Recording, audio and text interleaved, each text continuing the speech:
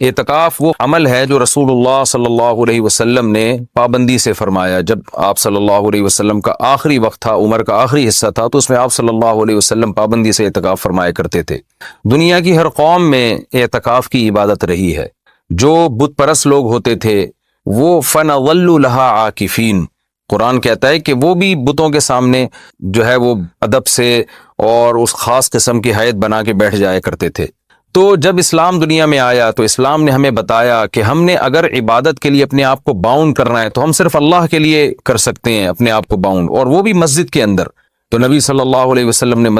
مسجد میں اعتکاف فرمایا۔ اس وقت سے لے کے آج تک امت آپ صلی اللہ علیہ وسلم کے اس عمل کو فالو کر رہی ہے۔ اس کی فضیلت کیا ہے؟ رسول اللہ صلی اللہ علیہ وسلم نے فرمایا ایک دن کا اعتکاف، بشرطے کے اخلاص کے ساتھ ہو، ایک دن کا اعتکاف آپ نے فرمایا انسان کو جہنم کی آگ سے ایسے دور کر دیتا ہے جیسے زمین اور آسمان کا جیسے فاصلہ ہے۔ تو اس عبادت کا بنیادی مقصد یہ ہے کہ انسان پورے سال دنیا کے کاموں میں مشغول رہتا ہے، وہ سال میں کچھ دن اللہ کے لیے نکالے۔ جیسے کوئی شخص ہجرت کرتا ہے اللہ کے لیے، اپنے گھر بار کو چھوڑتا ہے، تو معتکف بھی ایک نوعیت کی ہجرت کرتا ہے۔ وہ اپنے بیوی بچوں کو، اپنے اہل و عیال کو، اپنے رشتہ داروں کو چھوڑ چھاڑ کے اللہ کی گھر میں اور مسجد میں آ کے وہ پڑ جاتا ہے۔ تو اللہ کو یہ عمل بہت محبوب لگتا ہے کہ اتنی مصروفیتوں میں جب لوگ دنیا کی گہما گہمیوں میں مبتلا ہیں، کوئی شخص میری خاطر سب کچھ چھوڑ چھاڑ کے میرے گھر میں آ کے پڑ جاتا ہے کہ اللہ جب تک تو مجھے معاف نہیں کرے گا، جب تک تو مجھے سیدھے راستے پہ چلنے کی توفیق نہیں عطا فرمائے گا، گویا میں تیرا در چھوڑوں گا نہیں۔ تو اللہ کو یہ عمل بہت محبوب ہے، اور پچھلی امتوں میں بھی کسی نہ کسی درجے میں یہ عمل مختلف شکلوں میں مشروع رہا ہے۔ آپ صلی اللہ علیہ وسلم نے اس کی فضیلت بھی بیان کی، اور فقہاء کرام نے قرآن و سنت ہی سے اعتکاف کے مسائل بھی نکالے۔ تو اعتکاف کی سب سے بڑی فضیلت کیا ہے؟ ایک تو وہ فضیلت کہ جو حدیث میں بیان کی کہ مشرق اور مغرب میں جو فاصلہ اور آسمان اور زمین میں جو فاصلہ ہے، اتنا اللہ تعالیٰ جہنم کی آگ سے انسان کو دور کر دیتے ہیں۔ دوسری فضیلت اعتکاف کی کہ اس میں ہم آپ صلی اللہ علیہ وسلم کی ایک سنت کو فالو کر رہے ہوتے ہیں، جو کام نبی نے کیا ہم وہ کر رہے ہوتے ہیں۔ اور قرآن کہتا ہے لَقَدْ كَانَ لَكُمْ فِي رَسُولِ اللَّهِ أُسْوَةٌ حَسَنَةٌ، تمہارے لیے محمد صلی اللہ علیہ وسلم کے عمل میں اسوہ حسنہ، ایک اچھا نمونہ ہے، جیسے انہوں نے زندگی گزاری تم بھی ایسا کرو۔ تو نبی صلی اللہ علیہ وسلم کی سنت اس سے زندہ ہوتی ہے۔ دوسری فضیلت، تیسرا فائدہ اعتکاف میں کیا ہوتا ہے کہ آپ 10 دن جب مسجد کے ماحول میں گزارتے ہیں، مسجد کی ایک روحانیت ہوتی ہے، مسجد گناہوں سے پاک جگہ ہے، تو اس کچھ بھی نہ کریں، اس روحانیت کے اثرات آپ کے دل کے اندر جذب ہوتے ہیں، لاشعوری طور پر آپ کا دل اندر سے تبدیل ہوتا ہے۔ یہ اعتکاف کا تیسرا فائدہ۔ چوتھا فائدہ، آپ کو 10 دنوں تک باجماعت نماز پڑھنے کی توفیق ملتی ہے، آپ کو مسجد میں عبادت کی توفیق ملتی ہے، فارغ علماء کے بیانات سننے کی آپ کو توفیق ملتی ہے۔ یہ ایک بہت بڑا فائدہ ہے اعتکاف کا۔ اور سب سے بڑا فائدہ کیا، جو حدیث میں بھی منقول ہے، اور آپ صلی اللہ علیہ وسلم نے اعتکاف کی مشروعیت کی ایک وجہ یہ بھی بیان کی ہے کہ اس سے انسان کو لیلۃ القدر نصیب ہوتی ہے۔ آپ صلی اللہ علیہ وسلم لیلۃ القدر کی رات کی تلاش میں بھی اعتکاف فرمایا کرتے تھے، 10 دنوں کے لیے مسجد میں آ کے بیٹھ جایا کرتے تھے۔ تو معتکف کو یقینی طور پر لیلۃ القدر کی رات ملتی ہے، بالفرض اگر وہ سوتے ہوئے میں بھی لیلۃ القدر کی رات گزر جائے اور اس سے عبادت نہ ہو سکے تو کم از کم اعتکاف والی عبادت تو اس کو لیلۃ القدر میں ملے گی۔ وہ قیامت کے دن یہ تو کہہ سکتا ہے اے اللہ لیلۃ القدر کی رات میں نے کوئی عبادت نہیں کی، لیکن اعتکاف والی عبادت مجھ سے ہوئی ہے، اس لیے کہ میں مسجد کے اندر موجود تھا۔ تو اعتکاف والے حضرات کو چاہیے کہ اعتکاف میں اگر آپ کچھ نہیں بھی کرتے، صرف فرض نماز پر اکتفا کرتے ہیں، تو آپ کو اعتکاف کا پھر بھی ثواب ملے گا۔ لیکن یہ جب اللہ کی طرف سے اتنا بہترین پیکج آپ کو ملا ہوا ہے، آپ فارغ بھی ہیں، رمضان کا آخری عشرہ بھی ہے، اپنے آپ کو آپ نے باؤنڈ کیا ہوا ہے مسجد میں، تو سو کے یہ وقت گزار دینا یہ بہت بڑے اجر سے محرومی کا ذریعہ ہے۔ اس لیے معتکف کو اپنا وقت زیادہ سے زیادہ عبادت میں، تلاوت میں، نماز میں، دعاؤں میں لگانا چاہیے۔ اعتکاف میں انسان کی دعائیں بہت قبول ہوتی ہیں، تو رات کا آخری حصہ بھی ہو اور رمضان کا آخری عشرہ بھی ہو اور اعتکاف کی حالت بھی ہو، تو یعنی دعا کی قبولیت کا اس سے بڑا سبب کوئی ہو نہیں سکتا۔ تو معتکفین حضرات کو راتوں کے آخری حصے میں دعاؤں کا بہت زیادہ اہتمام کرنا چاہیے، اور معتکف کو چاہیے کہ رمضان کا یہ جو آخری عشرہ آپ نے اعتکاف کے لیے سلیکٹ کیا ہے، تو اس میں صرف اعتکاف برائے اعتکاف نہ ہو، بلکہ یہ ایک ورکشاپ ہونی چاہیے جس میں آپ یہ نیت کریں کہ میں جب مسجد سے نکلوں گا تو میں مکمل چینج ہو چکا ہوں گا۔ اگر آپ کی داڑھی نہیں ہے، آپ اعتکاف میں نیت کریں میں داڑھی کٹانے سے توبہ کروں گا۔ اگر آپ سود کھاتے ہیں، آپ نیت کریں میں 10 دن ایسے گزاروں گا کہ جب میں باہر نکلوں تو میں سود سے توبہ کر چکا ہوں۔ اگر بد نظری کی عادت ہے، آپ 10 دن اعتکاف میں اللہ سے دعا مانگیں کہ مجھ سے بد نظری چھوٹ جائے، اور یہ نیت کریں کہ میں اعتکاف میں نکلنے سے پہلے اعتکاف سے نکلنے سے پہلے اس لعنت سے توبہ کر چکا ہوں گا۔ اگر آپ کو دھوکہ دینے کی عادت ہے، بد اخلاقی کی عادت ہے، ماں باپ کا دل دکھانے کی عادت ہے، بیوی کا حقوق نہیں ادا کر رہے، بچوں کے ساتھ رحمت والا معاملہ نہیں کر رہے، اخلاق خراب ہے آپ کے، ان تمام بیماریوں سے اور ان تمام گناہوں سے توبہ کا فیصلہ کریں۔ بلکہ میں تو یہاں تک معتکفین کو کہتا ہوں، جو میں نے علماء سے سنا ہے، کہ اعتکاف میں جس دن بیٹھیں سب سے پہلا کام آپ یہ کریں کہ اپنے گناہوں کی ایک لسٹ بنا لیں کہ بھئی میرے اندر یہ گناہ ہے، نماز قضا کر دیتا ہوں، میں شراب پیتا ہوں، میں بد نظری کرتا ہوں، یا میں اللہ نہ کرے اور کوئی بڑا جرم کر رہا ہوں، تو سارے جرائم کی لسٹ بنائیں اور پھر آپ یہ نیت کریں اور وہ پرچی اللہ کے سامنے دعا میں رکھا کریں، اللہ یہ میرے جرائم ہے تو مجھے ان سے توبہ کرنے کی توفیق دے دے، تو پھر وہ اعتکاف حقیقت میں آپ کا اعتکاف بنے گا۔ اور میں نے اپنی زندگی میں دیکھا ہے کہ جنہوں نے صحیح طرح سے اعتکاف کیا ان کی زندگیاں ہمیشہ کے لیے تبدیل ہو گئیں۔ اکثر توبہ کرنے والے وہ ہوتے ہیں جو اعتکاف میں جا کر ان کو توبہ کی توفیق ملتی ہے۔ تو یہ بہت بڑی عبادت ہے، اس کا اہتمام کرنا چاہیے۔ دوسری بات، پہلے دن سے اپنا عبادت کا کوئی اسکیجول بنا لینا چاہیے۔ ایسا نہ ہو کہ آپ آگے بیٹھ گئے، اب سوچنے میں 3 دن گزار دیں گے کہ آپ نے کرنا کیا ہے۔ تو اپنا ایک اسکیجول بنائے کہ بھئی تہجد کتنی، تراویح کی تو پابندی کرنی ہے، تہجد کتنی پڑھنی ہے اور کتنے پارے اس میں پڑھنے ہیں، یا کتنی مقدار میں تلاوت اس میں کرنی ہے، تسبیحات کتنی کرنی ہے، کون سی کرنی ہے، دعا کس وقت مانگنی ہے، کتنی دیر مانگنی ہے، یہ پورا ایک اسکیجول پہلے سے ہونا چاہیے آپ کا۔ کھانے پینے کی ترتیب تو پہلے دن بن جاتی ہے کہ سحری کون لے کر آئے گا، افطاری کون لے کر آئے گا، اور رات کا کھانا کون لے کر آئے گا، اور چائے کب پینی اور کون کس وقت لے کر آئے گا، یہ تو ترتیب میں پوری بن جاتی ہیں۔ تو یہ تو آپ باہر بھی کر سکتے تھے یہ کام، اعتکاف تو عبادت کے لیے ہے، تو عبادت کی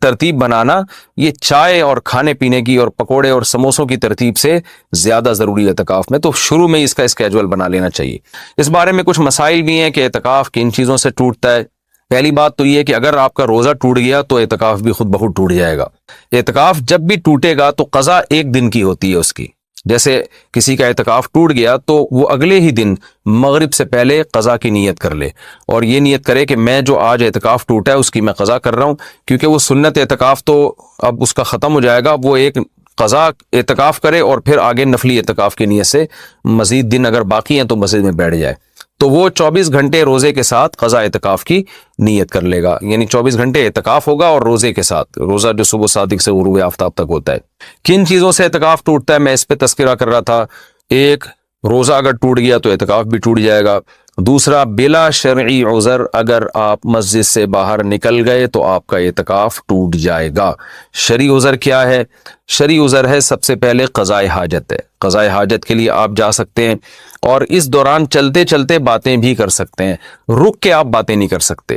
آپ واش روم تک پہنچے، پتہ چلا جی واش روم کا دروازہ بند ہے، کوئی پہلے سے وہاں موجود ہے، تو آپ اس کے انتظار میں وہیں کھڑے رہ سکتے ہیں، اس سے اعتکاف نہیں ٹوٹتا۔ وہاں کھڑے کھڑے آپ کسی سے موبائل پہ بھی بات کر سکتے ہیں، آپس میں بھی بات کر سکتے ہیں۔ ہاں، بندہ باہر نکل آیا اور پھر بھی آپ موبائل پہ لگے ہوئے ہیں تو آپ کا اعتکاف ٹوٹ جائے گا، کیونکہ اب یہ آپ کا کھڑا ہونا یہ شرعی عذر کے بغیر ہے۔ وضو کے لیے آپ جا سکتے ہیں، جب آپ وضو کے لیے گئے تو نل کا کھولا اپنے، وضو کے دوران آپ بات چیت کر رہے ہیں، اس سے اعتکاف نہیں ٹوٹے گا۔ وہ الگ بات ہے وضو کے دوران بات چیت نہیں کرنی چاہیے، لیکن اس سے اعتکاف نہیں ٹوٹے گا کیونکہ آپ نے اس بات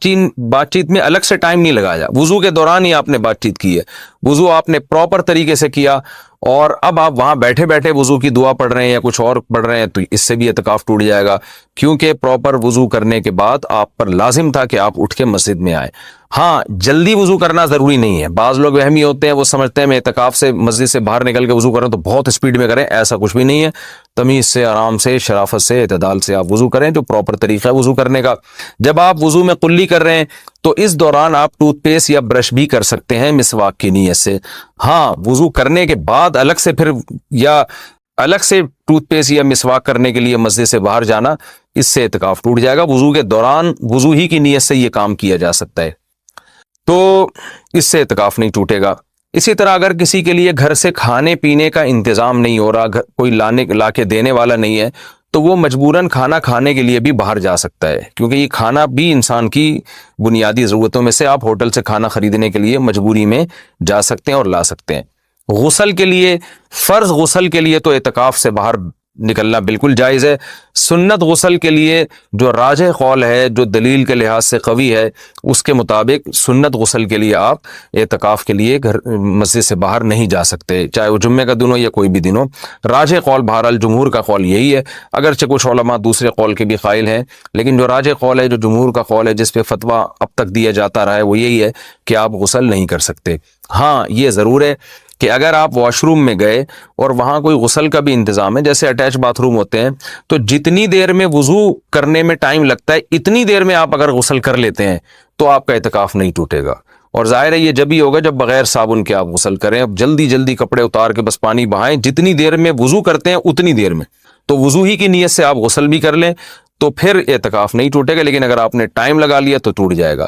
گرمیوں میں بہت بڑی پرابلم ہو جاتی ہے، پسینے کی بدبو لوگوں میں آ رہی ہوتی ہے، تو ایسے موقع پر اگر کوئی مسجد میں ایسا انتظام کر لیا جائے کہ مسجد ہی میں کوئی ایسا ٹب ہو جہاں بیٹھ کے کوئی نہا لے اور مسجد گندی نہ ہو، تو اس کی بھی گنجائش ہے، یا صرف سر دھو لے، اور سر تو دھویا جا سکتا ہے، آپ مسجد سے سر تھوڑا سا باہر کریں اور پھر کوئی شخص پانی ڈال کے یا خود ہی آپ پانی ڈال کے اپنے سر کو دھو لیں صابن سے، تو یہ بھی جائز ہے۔ پاؤں آپ کے مسجد کے اندر رہنے چاہیے، پاؤں اگر مسجد سے باہر نکل گئے تو اعتکاف ٹوٹے گا، پاؤں اگر مسجد کے اندر ہیں تو اعتکاف نہیں ٹوٹتا۔ یہ بھی اعتکاف کے کچھ بیسک مسائل تھے۔ اعتکاف کے دوران آپ کسی کے جنازے میں جانے کے لیے مسجد سے باہر جائیں گے، اعتکاف ٹوٹ جائے گا۔ کسی کی عیادت کے لیے مسجد سے باہر نکلیں گے، اعتکاف ٹوٹ جائے گا۔ لوگ کر رہے ہوتے ہیں یہ کام، جی وہ اللہ معاف فرمائے نانی کا انتقال ہو گیا، چاچا کا انتقال ہو گیا تو ہم جا رہے ہیں، تو بھائی نہیں جا سکتے آپ، جس کا بھی انتقال ہو گیا اس کے لیے یہیں بیٹھ کے آپ دعائیں مغفرت کریں، اور ان کا جنازہ اگر وہیں آ جاتا ہے تو مسجد کے اندر بعض جگہوں پہ صفیں بنتی ہیں، جنازہ باہر رکھا جاتا ہے تو ٹھیک ہے، مسجد سے باہر آپ نہیں جا سکتے۔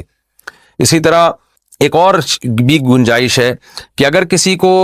اعتکاف کے دوران پہلے سے پتہ ہے کہ مجھے کسی ضروری کام سے جانا پڑے گا، تو وہ مستثنی بھی کر سکتا ہے، یعنی اعتکاف میں بیٹھنے سے پہلے وہ یہ نیت کر لے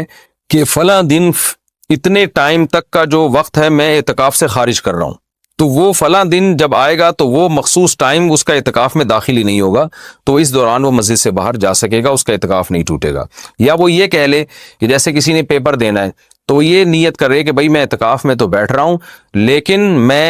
میرا ایم اے اسلامیات کا یا میرا اکنامکس کا پیپر ہے، تو میں جب پیپر کا ٹائم ہوگا تو میں جاؤں گا پیپر دینے کے لیے، اور پیپر دے کے فوراً واپس آ جاؤں گا، تو پہلے سے جو نیت کر لے گا تو اس میں وہ ٹائم اعتکاف میں داخل ہی نہیں ہوگا، اور اس عمل کی وجہ سے اس کا اعتکاف ٹوٹے گا نہیں۔ البتہ سنت بہرحال یہی ہے کہ پراپر 10 دن تک مسلسل اعتکاف کیا جائے۔ تو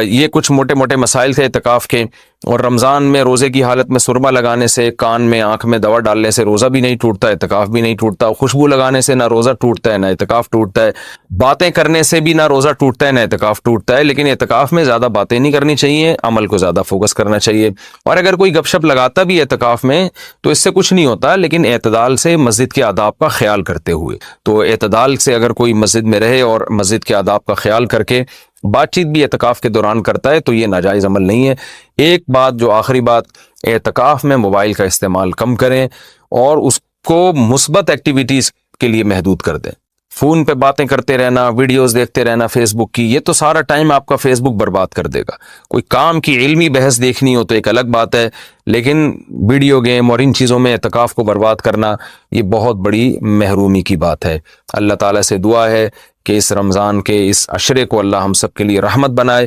اور اعتکاف میں خاص طور پر اس وبا کے بارے میں، اس وبا کے لیے سب مل کے دعا کریں۔ معتکفین حضرات سے خاص طور پہ گزارش ہے، کیونکہ ان کی دعاؤں کی قبولیت کا امکان زیادہ ہے۔ یہ جو کرونا کی وبا انڈیا میں پھیلی ہوئی ہے، پوری دنیا کو اپنے لپیٹ میں لیا ہوا ہے، لاکھوں لوگ لقمہ اجل بن گئے، پتہ نہیں کتنوں کی موت اور مقدر ہے۔ تو گڑ گڑا کے معتکفین حضرات سے گزارش ہے کہ اس رات اللہ سے دعا مانگے، خاص طور پہ ختم قرآن کے موقع پر خوب اللہ سے دعا مانگے کہ اللہ اس وبا کو انسانیت سے دور کر دے، اور اس وبا سے ہونے والی تباہی سے اللہ ہم سب کو بچا لے۔ ہم کمزور ہیں، اور ہمارے ایمان بھی کمزور، ہمارے جسم بھی کمزور، تو ہم صبر والی زندگی نہیں مانگتے کہ آزمائشیں آئے اور صبر کریں، بلکہ ہم اللہ سے شکر والی زندگی مانگتے ہیں، اللہ تو ہمیں نعمتیں دے اور شکر کی توفیق دے۔ ہاں اگر کوئی مصیبت مقدر میں ہے ہی تو اللہ ہمیں صبر کی توفیق دے، لیکن اللہ ہم سے مصیبتوں کو دور کر لے۔ تو اس وبا کے لیے خاص طور پر دعا مانگنی چاہیے سب کو مل کے کہ انڈیا میں جو حالات ہیں، اللہ ان حالات سے انڈیا کے مسلمانوں کو اور وہاں کے دوسرے انسانوں کو، جو بھی لوگ وہاں بستے ہیں، سب لوگوں کو اللہ محفوظ رکھے اور پوری دنیا کو اس وبا سے اللہ تعالیٰ بچائے۔ شاید اللہ معتکفین کی دعا کی برکت سے اس آئے ہوئے عذاب کو انسانیت سے ٹال دے۔ اللہ تعالیٰ ہم سب کو سمجھنے کی، عمل کرنے کی توفیق عطا فرمائے۔